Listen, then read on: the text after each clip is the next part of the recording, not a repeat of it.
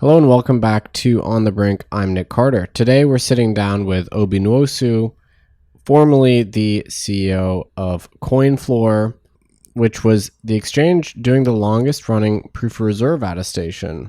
Obi is now the founder of Fedi, a company building on top of Fedimint, designed to build collaborative custody tools for people to use Bitcoin safely and at scale. Fedimint draws on ideas from pre-Bitcoin, dating back to David Chaum. I've always thought that Chaumian banks were an overlooked scaling technology for Bitcoin, and I'm very excited to see what Obi and the team do with Fedi. I think this could be the dawning of a new model of custody and hopefully the reemergence of Chaumian banks on Bitcoin as an alternative scaling model. Let's dive right into it. Brought down by bad mortgage investments, Lehman, which has 25,000 employees, will be liquidated. The federal government loans American International Group, AIG, $85 billion. This is a different kind of market, and the Fed is asleep. The federal government is stepping in to stabilize Fannie Mae and Freddie Mac, the two mortgage giants that have been threatened by the housing crisis. The Bank of England has pumped £75 billion more into Britain's ailing economy with a new round of quantitative easing. You print a couple $1 trillion, and all of a sudden, people start to worry. So out of this worry, we have something called the Bitcoin. Obi, welcome. It's good to see you again. How's it going? It's going very well. Good to see you, matey. Last time we saw each other, we were in the fjords in Norway. Yeah, jumping into the ocean after the sauna. Yeah, it was freezing cold water. It was very cold. Yeah, I actually thought that my muscles would seize up and I would drown. I think if you spent more than a few minutes there, you would lose the ability to swim. Yeah, I could do about a minute at a time, I think. But I suffer from something called Raynaud's syndrome. So my extremities, hands and, let's be clear, my hands and feet, those extremities get very, very cold very easily. So 30 seconds was me. I was in and out. For example, I like skiing, but I could never do it because I'll do one slope and then spend 30, 40 minutes in the après-ski and then one other slope. It's just not very enjoyable. Well, you've been busy since then. I don't know when it was exactly, our little retreat. End of May. May. Wow. So it's been a couple months. You started a new company. Yep. And you're the talk of the town in Bitcoin land. Because it's not every day that sort of new, ways to deal with Bitcoin come around, new custodial setups. So now we have second party custody. Originally we had first and third party. Now we have second party. Yeah, I mean it is unusual in the Bitcoin space. I have a distinct impression that people will start to, over the next 18 months in other spaces, pay a lot more attention to it as well. I mean, it is a coincidence, but it isn't that Fedi is an anagram of DeFi. I'll leave it at that. That's interesting. I was going to ask you about that. So let's zoom out. Let's rewind. So when we met first time was in New York in 2018, maybe, was that it? Around Consensus. You remember that? Oh, yeah. I think in person, yeah. Was it in a diner? It was it was in a diner and it was raining a lot. Yeah. I think it was Consensus 2018. It was Consensus, yeah. I was extremely damp. That's what I remember. And you were running Coinfloor. And I think I wanted to talk because you had been doing proof of reserve for 4 years at that point. Yeah. And I was very impressed by that. Yeah. So, to what extent did your experience with Coinfloor actually influence your thinking around Fedimint? I guess let's start there. So, first of all, it did have a great impact. But so if we're talking about Coinfloor specifically, when I started, the first page, the first notebook, because I used to make copious notes in Coinfloor, had this. I still have it actually. It was a diagram of BTC, and then this arrow pointing down to the Nigerian naira, because my sort of heritage is from Nigeria, and then an arrow pointing back to BTC, because for me it seemed obvious that this solved a lot of problems in countries like Nigeria, and I knew most about Nigeria.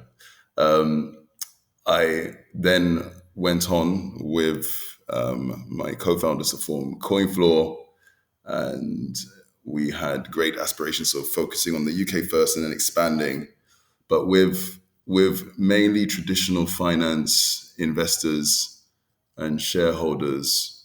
Nigeria as your second market from the UK, the City of London. Nigeria as your second market was just never going to happen. You know, it was going to be Europe, maybe US, but Nigeria, Global South, you don't need that, not much money, and lots of risk. So in that sense, realizing that the things that I was most interested in and the people I most wanted to help were never going to be helped by me staying in this sort of very much institutional Bitcoin central limit order book exchange environment, eventually made me find the opportunity. It was a great opportunity to sell, and I sold, and I committed to the beginning of this year focusing on all Bitcoin, all empowering the global South, all with global impact all the time. So that's why everything I do is that from now on. And I'm thousands of times happier because of that. But beyond that, I dealt with a lot with regulators. I gave evidence in front of the Treasury Select Committee, which is the UK equivalent of Senate hearings, I guess, in the US. BBC Parliament and all this sort of stuff. We gave advice to members of the intelligence agent services, to the police, to regulators, the Bank of England, and everybody in between. We were always the head of the queue when it came to regulation. We were the first exchange regulated in Gibraltar. And we were dealing with basically every regulator in Europe and US. And I also saw the behavior of other high brand, high profile exchanges, Bitcoin and crypto exchanges. And those two things, by the end of, already was starting after 4 years when I met you, but by the end of 8 years, it was very clear that we needed another option other than regulated exchanges. Right. And we needed it, to use an Americanism, we needed it stat. So that was another thing. It was, they were not something that I felt comfortable most people holding their money in regulated exchanges, knowing what I knew about the majority of them. Yeah, it's interesting. You kind of went through this real journey running Coinfloor and, trying to create the most credible centralized model possible. You did those proof of reserve attestations for years and years. Yeah. But despite that, your thinking landed on, we need a different model here that's not as custodial. It's not the pure, third-party custody. Yeah, I guess you said it yourself. What's not obvious and what's uncommon knowledge is that I don't want to go as far as to say it's an oxymoron, but credible centralized is the problem. It's really hard to be credible and also centralized. And I do think some manage. I do think some manage, but you're fighting against a lot of forces and incentives to make you follow the path of the dark side. Yeah, it's a timely, we're having this conversation at a really critical moment when, we kind of expected this would happen, but now with the rise of proof of stake, with Ethereum making that switch, you have exchanges being deputized to basically engage in protocol level censorship at the behest of the state. It's the most aggressive time of state level attack on blockchains I think we've ever seen in the sort of 13-year history of this industry. Yeah, so and I've had views around this. I ultimately think that there is a significant risk that that will continue to get more and more severe.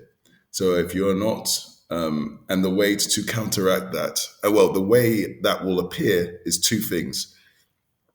It will appear in the form of misinformation, and it will appear in the form of extreme regulation, because you're attacking an idea, and the only way you can't attack an idea with a nuclear missile or a gun. You have to attack it with misinformation and regulation, and you only have to look around to see that both of those things are increasing at an ever more rapid rate.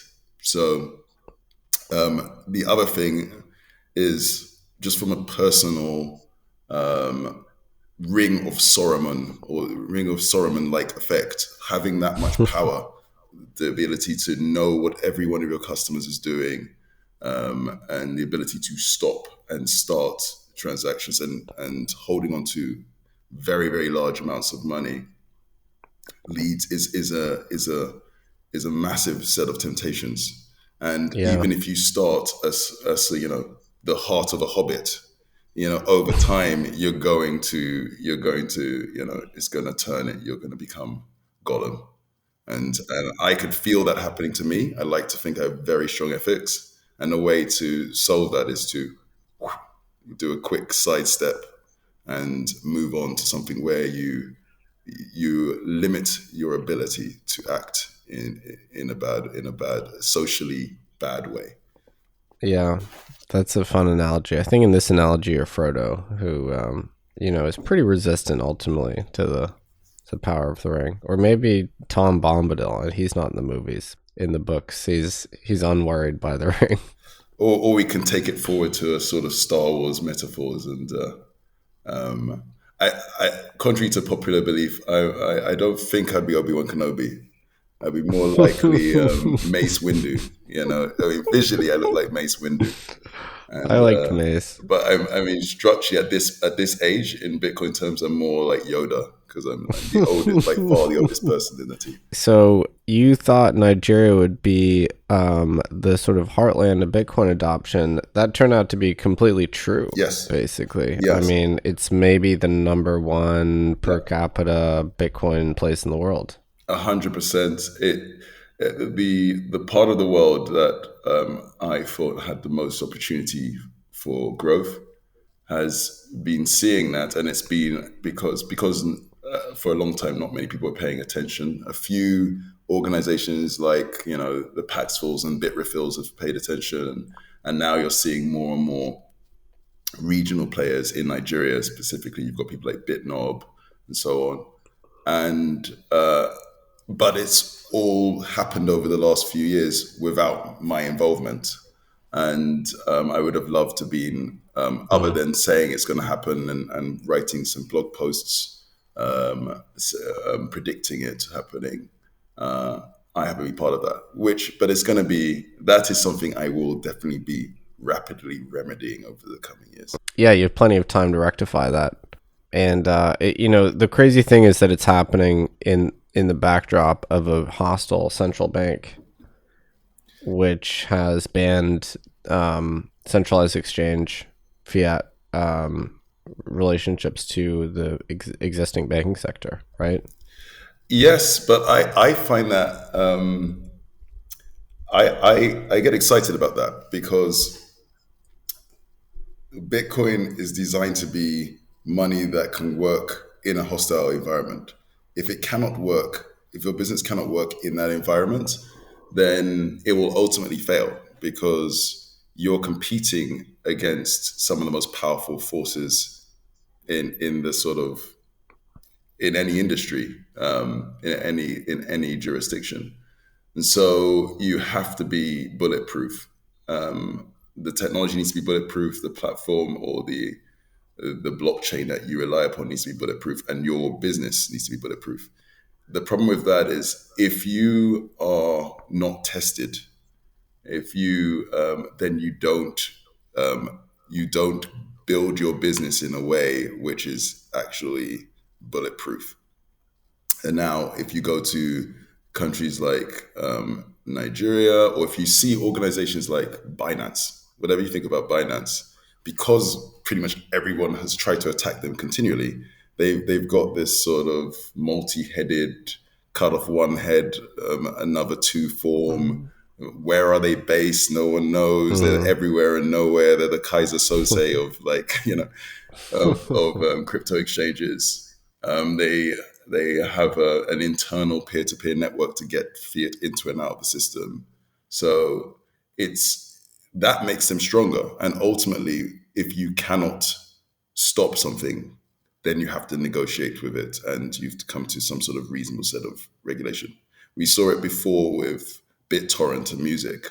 There were multiple attempts to stop it. They realized it couldn't be stopped. So instead, instead of having these box sets of VHS videos, which were eye-wateringly expensive, you would have thousands of videos for a few dollars a month, and that was acceptable, and therefore people paid. And that's what we need. We need the existence of a truly bulletproof alternative. It may not ever be as practical as a centralized alternative, but if it doesn't exist, you're in a world of pain. Yeah, it's interesting in the case of Nigeria how P2P marketplace usage, whether it's Paxful, local Bitcoins, or Binance P2P, which I think is the number one now, has become so incorporated into the standard flow in terms of getting access to crypto assets, which in some sense is like inoculates the population against capture, because now they have so much experience using these tools, which are inherently resistant. Whereas in other jurisdictions, centralized exchanges have always existed, and nobody has that experience. Well, I would say that Binance, Paxful, local Bitcoins, BitNob, all these people, they all have those, but they're not the number 1, 2, or 3 decentralized exchanges by far. The number 1, 2, and 3 decentralized exchanges worldwide, and 4 are WhatsApp, Telegram, Signal, WeChat. This is where the vast majority of volume goes, and it dwarfs the volumes that you see on these platforms. And that's just informal trades in and out. Yeah, I mean, so in Coinfloor, because we saw when we started, we were basically the only Bitcoin exchange in the UK. There was a previous one where the CTO had decided to open source the code, but he included open sourcing the passwords to access the servers, so they got hacked. But other than that, we were the first Bitcoin exchange in the UK. And when we started, our main competition was local Bitcoin. Was basically local Bitcoin in terms of volume. We eventually took over because it's just a simpler experience. But we became the number 1 exchange for local Bitcoin brokers to use to hedge. And partly Coinbase tried to enter the market, but they banned local Bitcoin brokers, which gave us the monopoly on this market. Fast forward a couple of years, we decided to build our own, based on the feedback from all of these sort of expert users of peer-to-peer exchanges, our own peer-to-peer exchange. So we had for 2 or 3 years a peer-to-peer exchange called Coinfloor Markets. And because of internal wranglings around what we would prioritize, do we want to focus on consumers or institutions? And in the end, institutions run out, and we created this physically delivers Bitcoin futures exchange, which was called Coinfloor X. It became Coinflex, but that's a whole interesting segue. We, by the end, were fast approaching becoming the number 1 peer-to-peer exchange as well. And it was very profitable for our users based on our learnings. But one thing we learned above all is that brokers go to these platforms, they do 1 or 2 trades, the good ones, the ones who turn to business, and then get those people to come off those platforms and deal with them directly, because It's simpler. It's more intuitive to the user. Most people know how to use a messaging app, and The peer-to-peer brokers. the peer-to-peer brokers do. So they use these sites as business acquisition.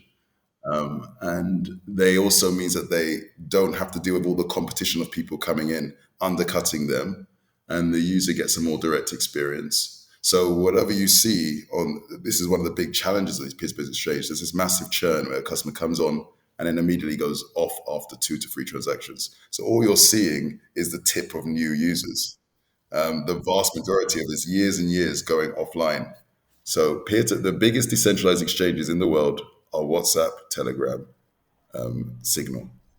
So it's like you take an Uber a couple times and then you just get the Uber driver's number and then you use them as a private taxi service. Exactly. Although I think there are structural reasons why it might make sense just because what Uber figured out, if you're dealing with normal sort of minicab companies, you'd probably do that.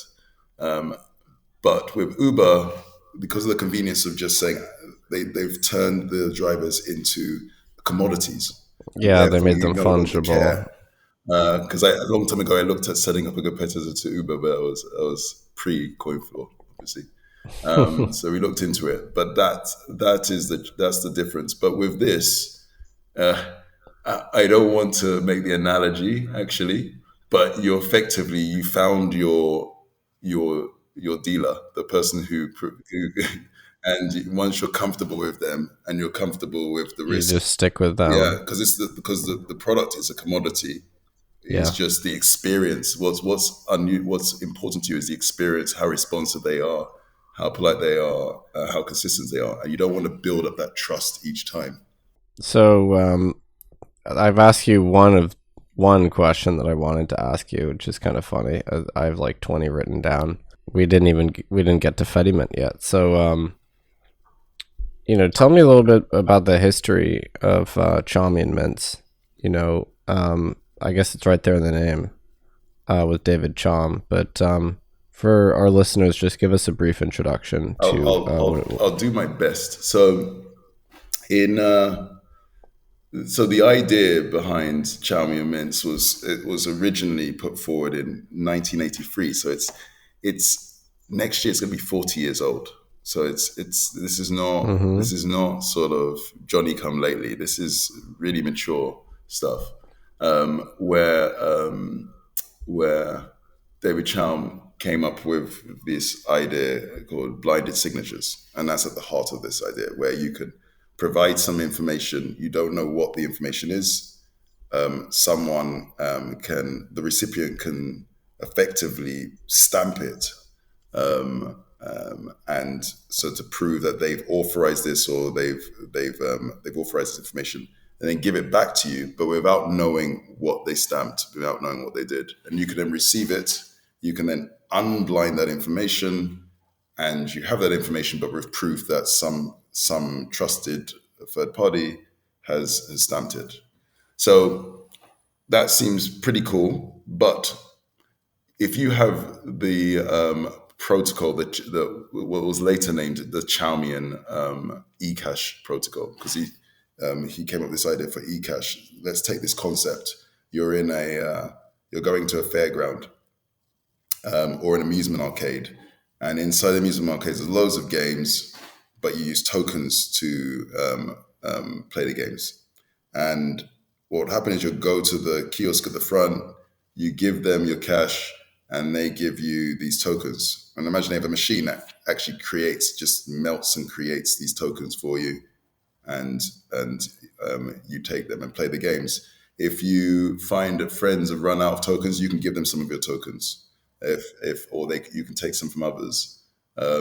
Within the confines of this amusement arcade, the person at the front has no idea of who's playing what or so on. It's a bearer instrument within, as long as people are willing to accept those tokens. And those bearer instruments, those IOUs, which you can take back to the kiosk and say, look, I've got these many tokens. I won some, I borrowed some, I gave some away, I've got this much left, and they can give you your cash back. and they put the cash into a safe.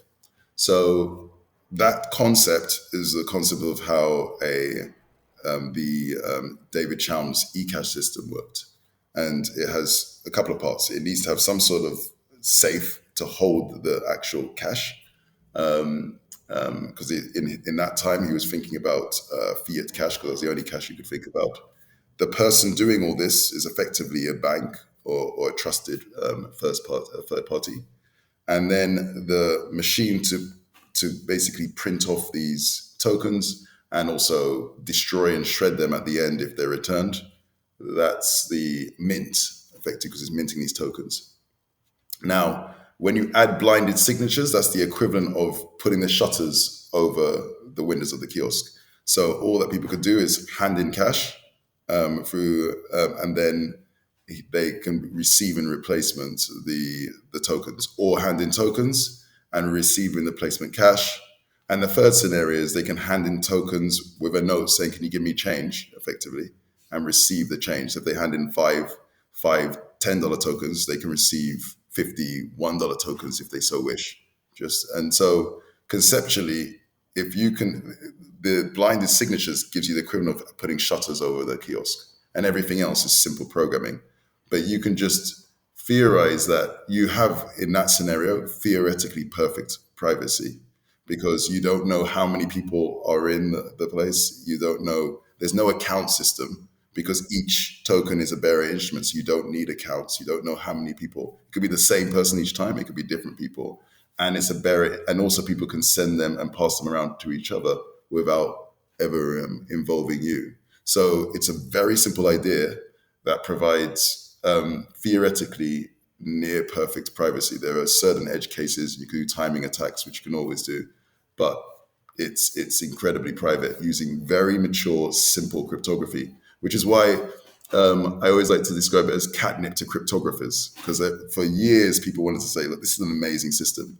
And David Chaum, actually in 1989, launched a company called DigiCash, which used this system. And he, being a technologist and first, as technologists do, he ran it for a while. It did quite well, but it ultimately didn't succeed and was shut down. Well, it succeeded for 9 years, so longer than Coinfloor, so he did okay.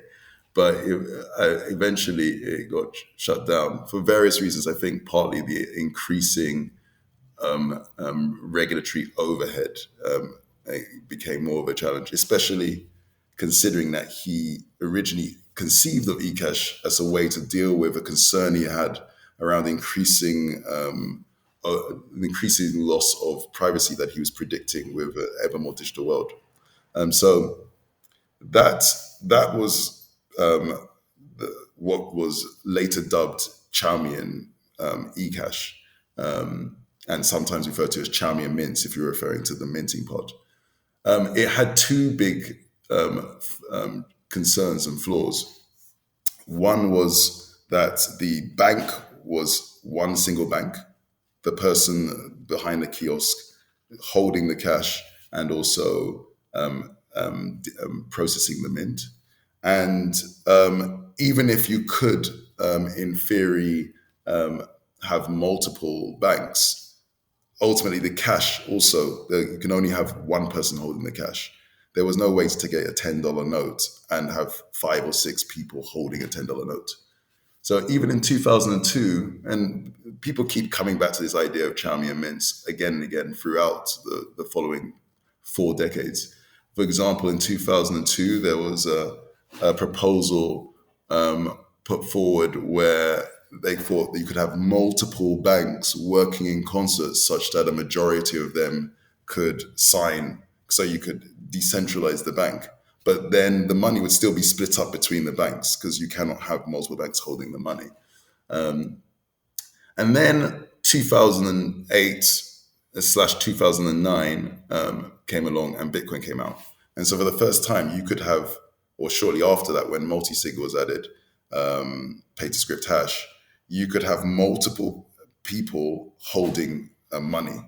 And that wasn't possible before Bitcoin, and that was key. So So now the money could actually be held with multiple people. So, okay, that's interesting. So you've got incredible, simple, mature privacy, and you've got the ability to have multiple people holding money, and money that many people value.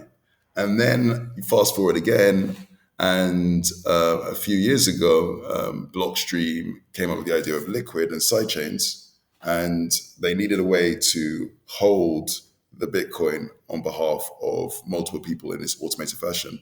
And they came up with, they popularized an idea which they called federations, which is a way of effectively taking a process that would normally be implemented and executed by one person, but purposefully, whereas normally you want to make things that require multiple machines require only one. This way you purposefully split it up across multiple different servers, and they can interactively work on processing that particular functional service.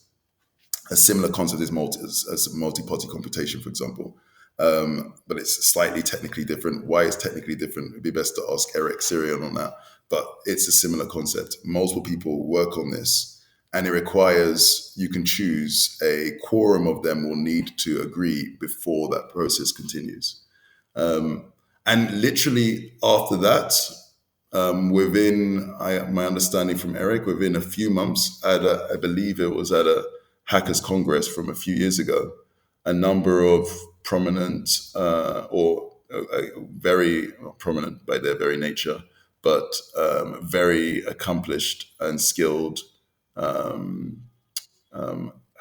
white hat hackers and cryptographers came together and just started discussing. I don't know the exact, but I'm going to paint this image in a bar, somewhere in Prague, or a pub, saying, okay, now we've got Chaumian Mints, we've got money that can be held by multiple people, and we've got a way to effectively federate the bank part, the mint part. Maybe we can make a federated Chaumian Mint using Bitcoin. And there were 2 or 3 different projects that went off in parallel. We mentioned them on the Fedimint.org website. One was Scrit and one was Fedimint. And Eric Sirion, my now co-founder for Fedi, was the one who worked on Fedimint. And they all started, but Eric dug his heels in and kept going on it and didn't stop. Blockstreams observed what he was doing and decided, I think it's about nearly 2 years ago now, to sponsor him, because I can see, okay, it's a really novel use of the federation, the federation technology we're using Liquid, and they're also interested clearly in Bitcoin and privacy, so they sponsored it from there. And he continued on, and then last year in Paralelly Police Hackers Congress Prague, I was in the sort of last months of selling Coinfloor. I was looking for ways of getting people off exchanges stat, as I said. I had some ideas. I had ideas around using Nokia phones, because I was still thinking of a hardware idea, and they pre-existed Bitcoin. They are incredibly cheap. Maybe you can make these super cheap, and they're everywhere. So you don't have the sort of logistics issues because they're already everywhere. Use as doorstops now, but they could be very simple hardware wallets, and you can physically disconnect the Wi-Fi as well in those older devices. He gave me a lot of very polite reasons why it wouldn't work, and I appreciated that. And then I asked him about what he was working on, and he explained he's working on this thing he called Fedimint, which is a portmanteau of federated Chaumian Mints. And in his mind, it was this really cool privacy technology. But when he was telling me about it, and I was starting to question, I realized this was much more than that. This is actually a new paradigm in custody. This could become a protocol for custody. We have a protocol for the storage of value, which is Bitcoin.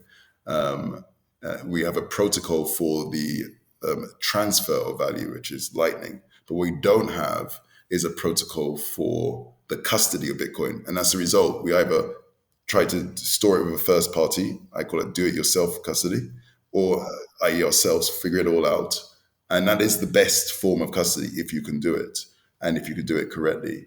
But it is challenging for various reasons.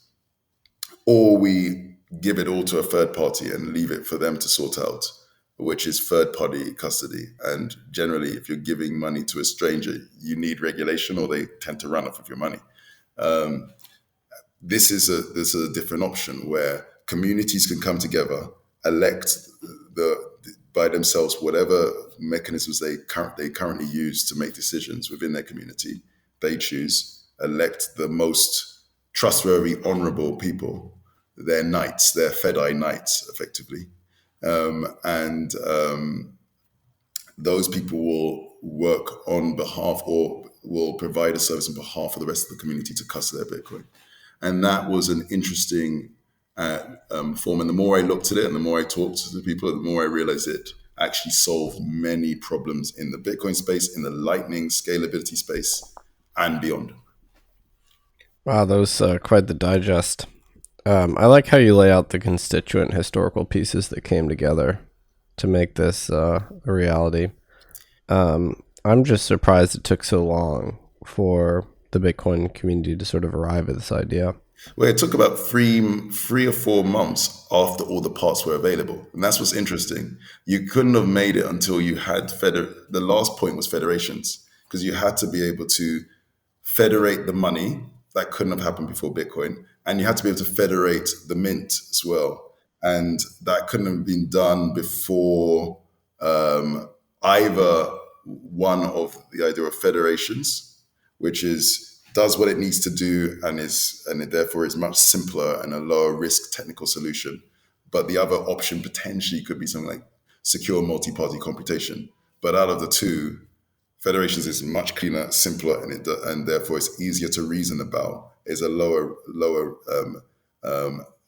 risk option to go with, and you had support, and so that seems to be, again, when you're dealing with custody, you want to take the dumbest, simplest approach if you can. That's easiest to reason about and has the lowest attack surface. But within that being, once that was sort of proposed as something in the form of liquid, it only took a few months for 3 different people to decide to work on it. But then it took time to develop. But they were working, Eric was working round the clock, from that point on. So when I heard about this, I think from you probably, it made me think of microfinance, the idea of having community banking where the community is collectively responsible for the individual loans, and they're guaranteed by effectively community collateral. If one person defaults, then actually the remainder of the folks in that village are responsible. And so that's the social pressure that causes the defaults to be less likely. Was that part of your thinking at all when you're envisioning this? No, initially, as I said, I wanted a solution to get people off exchanges, because I don't think you can have hyper Bitcoinization or a world where potentially everybody's using Bitcoin if 90% of people are storing it on a centralized platform. And the centralizing forces for running exchange are immense. So we already see that Binance on many days has more trade volume than every other exchange combined. Before that, it was Mt. Gox. This is where it will always go to, because liquidity begets liquidity. So we needed an alternative. And the trust dynamic of Fedimint was also actually not a bug, but it was a feature, because it acts as this sort of the weak nuclear force versus the strong nuclear force. They counteract each other. So that's how I started. However, it wasn't long before many people, especially people I talked to in West Africa and Global South, pointed out the similarities to microfinance and how this could be used. And because of the fact that the federation effectively can run any code in this federated manner. In fact, the whole system's built on modules. So one module that the federation runs is a multi-sig Bitcoin wallet, which holds the money. Another module that it runs collaboratively is the interface to processing Lightning transactions. Another one is the Chaumian Mint. But they're all modules already, but anyone can add additional modules. So you could have something which could basically it's a full Turing complete server processing environment. So you don't have to learn any new fancy code. You just write normal Rust code, create a module, implement the right interfaces, and it can do anything you want it to do. So you could very easily, anyone who knows how to write Rust could add a module which would replicate a feature like that, for example. So if you saw a world where there are hundreds of thousands of federations, effectively, if you were going to analogize it to outside the Bitcoin space, each federation could be its own blockchain, but without the unnecessary overhead of a blockchain. Instead of the buggy intra-exchange, intra-blockchain bridges, you just use the Lightning Network, or you sit on the Bitcoin network instead. And they're effectively, you've got this multi-sharded, or you can think of it as blockchains or layer two, or roll-ups, whatever. You have these multi-sharded environment with hundreds of thousands of shards that can join and remove whenever you want, and they all can pick and choose the functionality that makes sense for them, and the governance model that makes sense for their community. And also, for example, as a user, because you have one lingua franca in the form of Bitcoin, you can transfer value between them for pennies using the Lightning Network. That is a scalable, global scale infrastructure for DeFi in my mind. Yeah, that's it's a funny, interesting paradox almost. To get a socially scalable sort of banking system built on top of Bitcoin, you have to take the constituent unit down as small as possible. Kind of reminds me of free banking. Like, the analogy I would draw would be a network of independent free banks that are all using Bitcoin standard as opposed to the gold standard, which is what they did under free banking. Each of them issuing notes based on specie gold deposits, with those notes being interoperable, mutually accepted between the different banks. And there were periods of time in history when those systems were totally unregulated, but also totally stable. Yeah, I mean, I think that the free banking example has been mentioned to me many times. And the other one that I'm constantly reminded of, again, is that this apes almost exactly Hal Finney's prediction for the Bitcoin space, that will ultimately have these, we don't want to call them banks, but Fedimint is conceptually similar, settled on the Bitcoin network. And that's the case. You settle on the Bitcoin network and use the Lightning Network for payments. The Bitcoin network is a settlement layer. But the people who are doing the way this is architected, quite interestingly, is that the people who are doing the settlement aren't the Fedimints themselves or users, but they are a number of Lightning service providers, because a Fedimint can connect to a Lightning service provider without having to trust the Lightning service provider. Therefore, and without having to lock up balance with the Lightning service provider. Therefore, we can connect to multiple, and whoever offers the best price, we can use. A Fedimint federation can use. It also means you're more reliable in terms of your experience, because if one Lightning service provider's channels are exhausted, you can instantly fail over to someone else, because you're not locking up capital on the federation side. So therefore, you can introduce the concept of load balancing, which is essential to the modern web to make the experience. You have it getting to sort of 5 nines uptime. You can only do that when you can load balance, which is a conceptually trivial thing to do for a federation. So in terms of the practical reality of using a system like this, comparing it to first or third party custody, how would you say Fedimints outperforms, I guess, especially relative to just first party DIY custody? Well, first of all, from a pure security point of view, if you perform first party custody and you do it correctly, then that is the gold standard or the Bitcoin standard. You can't get better than that. there is a challenge that most people don't do it correctly, and the hard bit of first party custody is not storing your information on a hardware wallet or so on. The hard bit is how to safely deal with the 24-word backup. And if you look at it, I mean, the absolute best, if you're just sort of solving for security, the absolute best is to never give the information about the 24 words to any second or third party. You should not be storing it in a bank vault, because that's a regulated third party, for example, and they could technically, or with a lawyer, because it's a regulated third party. They all, if asked by their local government to provide information, they will have to, bring out the trampoline and start jumping.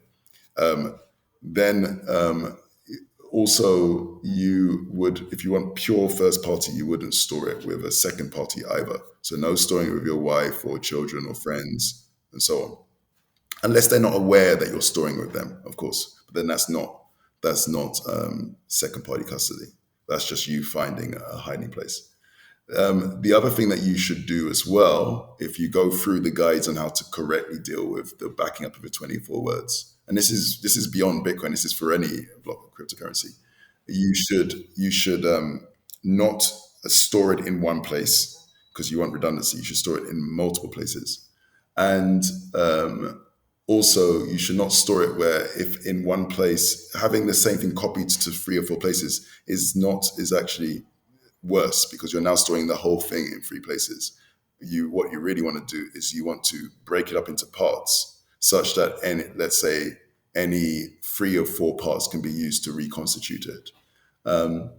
Again, people make mistakes when they do that as well. They do that in a non-cryptographically secure manner. So what you really should do is set up, for example, a multi-signature address. That's great. Or you use some sort of threshold signature scheme, for example, Chaumian's secret sharing scheme, and if you break one key up into parts. If you do all of that and you put those parts into places that no one else knows, then that's good quality first party custody. If you do want to, if you're concerned about things like, in the event of your death, your children getting some of your Bitcoin, you don't want to donate your Bitcoin to the greater good through deflation, then you have to tell a third or second party as well. And then by which point your custody is no longer actually first party custody. It's actually whatever you've done in terms of the backing up of the 24 words. But when you use Fedimint, with a click of a button, in terms of the backup of your 24 words, it can instantly be federated, encrypted into multiple, split into multiple parts, shards, using Chaumian's secret sharing scheme, and shared with the guardians, who are likely to be some of the most trustworthy people within your community. Before it's being shared with them, it's encrypted with a secret salt, also known as a pepper. So we can generate a password for you, because most people are really bad at creating passwords, and it's just an unnecessary headache. And then we encrypt it with that password and share it with a click of a button. And all you then need to do is take this password and store it in your email, send it to friends and family, because it's much less, the security requirement for that is far lower than the security requirement for the 24 words. Yeah. And to recover it, if someone were to take that password and send it to the guardians, they would also have to convince the guardians, who know you, that they are you. So if you went to so therefore you only need to secure it away from the guardians, but not anyone else. So you can send it to your friends in a WhatsApp. You can send it to a G Drive and Gmail. Versus if it was your password, you're sending it to Gmail. That's a different thing, because if that's decrypted, they have all your money. But we can do that with one button, and then open up a share dialogue to share, because we have instantly available a set of trusted second parties for you to use to store the backup on. You mentioned earlier that you'd spent a lot of your time talking to regulators. From a regulatory perspective, what do you expect the reaction to be? to Fedimint? Is this something that they should be embracing?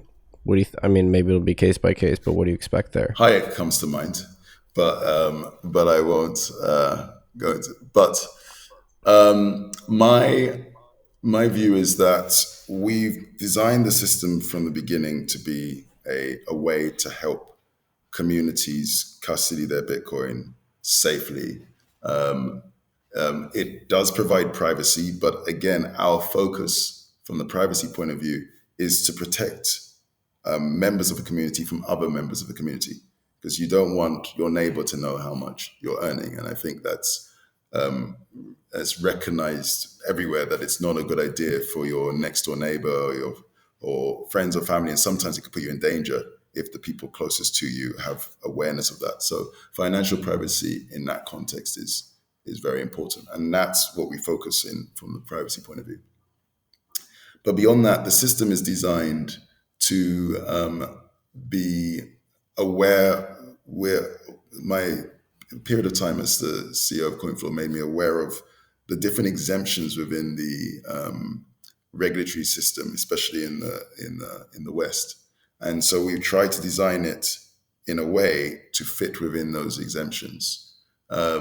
Obviously, people's mileage may vary, and they should always, if they're concerned, seek advice locally. And regulation is also jurisdiction dependent, it's case dependent. There are many variables, so you cannot give a carte blanche answer to that question. But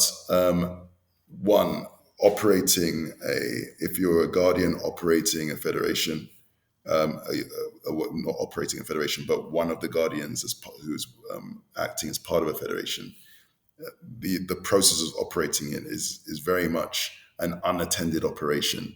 So you, just like Bitcoin Core or some other blockchains, you download the software, you click run, and it runs by itself.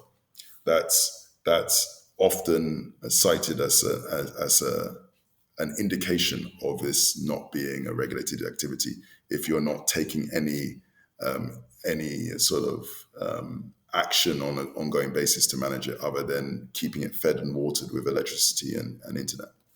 Another is that the recommended setup would have no one guardian having the ability to take action by themselves. So no one has individual agency. So there is no one who has a majority of keys. So, for example, let's say you had 10 guardians and you needed 6 to sign. That means no 1, no 2, no 3, or even 4 could act together, or even 5, in fact, in that scenario, could act together to form a transaction. So definitely not one. And again, if you look at some of the guidance from FinCEN, for example, that would be an indication. They always say these are indications, it's case by case, of being exempt. And then one that I personally strongly suggest and recommend, it's open source, so people can obviously do whatever they want, but is to focus on providing it for friends, family, or people that you've had a pre-existing evidence of wanting to support and help, as opposed to wanting to profit from, and not seek to make money from it. So just do not have a profit motive. Again, in many locations, this is a very strong exemption, and it goes beyond Bitcoin. It's a general exemption in all financial services. If it wasn't an exemption, then holding money in a piggy bank on behalf of your kid would require you to be regulated as a custodian, or going to the corner shop and your friend giving you money to buy something would require you to be regulated as a payment institute, or even just telling people to buy Bitcoin would require you to be regulated as a financial advisor. So, but because you're not seeking profit and you're doing it with some of a pre-existing relationship, it would suggest that you're not running it by way of business, and therefore you would be exempt. Now, if you choose to charge money for it, then you can make some configuration changes and do that. But you would want to get advice in your given jurisdiction at that stage. And even if you do all of these, you're still, if you have a concern, you should seek advice. But everything we're doing, having operated a regulated exchange, a regulated financial service, I would strongly suggest that if you can operate in a manner of seeking advice that doesn't require you to be regulated, you would probably want to do that if you've never had to operate or run a regulated institution. You know, what's funny is you mentioned earlier in the episode that you expect that there's a DeFi angle here. And that's maybe part of the longer term play. But it occurs to me that the default model here is DeFi. I mean, it's a decentralized network of sort of shared custodial institutions. So as far as I'm concerned, that's DeFi already. Yeah, I mean, Bitcoin is DeFi, true DeFi. Lightning is decentralizing a payment. We're decentralizing custody. So Yeah. what do financial institutions do?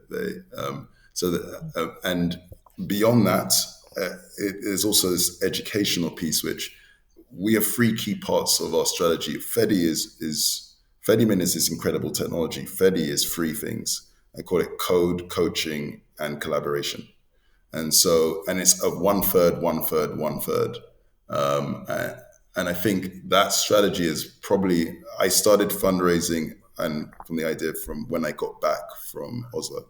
So I didn't start to the 1st of June, and we raised the round by the 7th of June, which happened to be my birthday. And that was after raising the target twice, and also after a bank holiday weekend with the Queen's birthday, during a bank holiday weekend with the Queen's 50th years in reign. And I think the reason why is it wasn't just a tech company. We had this plan for rapid global scale. And so code is based on the foundations of Fedimint, which is incredibly powerful and exciting technology, plus what will be a beautiful human-centered design using concepts out of IDO and so on, human-centered design mobile wallet. It's incredibly simple Lightning wallet from the user's point of view, but also coaching. So we're going to be educating people both within the app, because I don't think people do enough to educate people within the app about not just how to use the app, but what Bitcoin is about and how to manage your money in a way that is safe for you. And so we slowly upskill people. And when it makes sense, if their balance has got above a certain amount, we will then suggest that maybe you should think about going to first-party custody now because you have an amount that makes sense for that. Because we are trying to turn them into better Bitcoiners and people who are better able to manage their finances, decentralize their risk, etc. But also on the ground coaching. So especially across the areas in the global Southwest where your money goes further, we will be looking to set up mass education processes. And this is what really prompted it. Was we have the ability to partner with some of the most prolific human rights defenders, activists, freedom, NGOs, and so on, which you met as well. And we're working with a number of these to roll out mass training programs, some of them tens of thousands, some more. In one case, we're talking about a program of 1 million people in one go, but it will take several months to prepare for that. But we're able to do these mass rollouts, and we have people on the ground who will be educating people, so they won't be just given the app and figure it out. They will then be shown how to use it, how to protect themselves from people trying to scam them, because these are the much bigger concerns than theoretical technical attack vectors. How to then use it to more cheaply, more effectively perform their day-to-day tasks that they actually care about. So, for example, how do I get money from my friends and family in the diaspora and use it to buy stuff or pay for rent and so on? We won't just give them the app, but we can then show them how to do it in combination with other apps. Or how do I increase the quality of my life by earning money and show them how they can earn money using this app, providing service? Because we've got this incredible technology, by the way. We think it's going to be the next big thing. We're going to call it work to earn. is this amazing idea where you work and you earn money for it. So we're going to introduce that and show people how they can use the app to do that. And then finally is collaborations. As I hinted, you can't do it all from just the app. So we're going to collaborate with a lot of people providing services in the Bitcoin space, but just make it really easy from the app to just just point people towards those services, show people how to use them, both within the app and in person on the ground, so that they have a full service. You don't have to solve it all in one app, but education can bring it all together. So yeah, and that is the solution. Is 1/3 of my time on those three, of our time as a company on those three things. Well, this is very exciting, Obi. It's not every day that an idea like this comes along in Bitcoin, but you've always been on the vanguard of these new ideas. Whether it's proof of reserves or now this. So very exciting to see from our end. Looking forward to tracking your progress. I think we'll leave it there for now. I look forward to checking back in with you once this is ubiquitous, especially in emerging markets in the global south. But really enjoyed the conversation. So thanks for being with us today. Thank you very much, matey. I guess just to say, if anybody's interested in following this, they should check out fedimint.org if they want to hear about Fedimint, or we're Fedi, Fedi.xyz. Check out either of those. If you want to listen to my ramblings, I'm on Twitter as OBI. That's a great handle. I love it. I was just marveling at that one. Yeah. We'll put the links in the show notes. Obi, thank you. I'll see you soon. No worries. See ya.